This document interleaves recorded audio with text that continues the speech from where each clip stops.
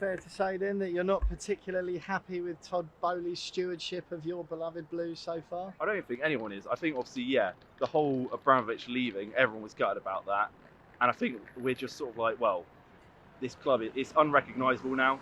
It has just got to a point where we're basically spending money on people who are up and coming talents, the next Messi, all that sort of thing. And it's like, well, realistically, unless they can prove themselves in the Prem or a high standard, I'm just not buying into it until I actually see them perform. When you're bringing in as many players as you are across a transfer window, it's very hard for them to all gel. Unless they've come from the same national team, like obviously João Felix and Pedro Neto, obviously they've got that previous link up before in the national team.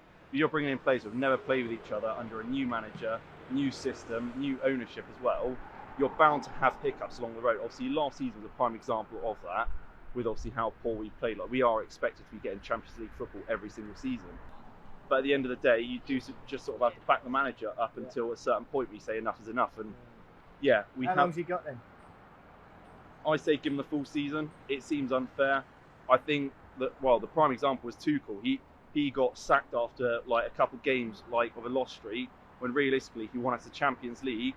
And yeah, he was probably the best manager we've had in the past, like what, I reckon 4 seasons we've had. So I mean, yeah, it's bit of a disappointment to see him go. And then obviously after that, we sort of realised how bad it was. Obviously, same with Arsenal and Arsene Wenger. They didn't realise how good they had it. And obviously, yeah, now they're on the come up. But I think because we haven't given any manager the same amount of time as Arteta, for example, they've all just think, oh, we should get rid of him.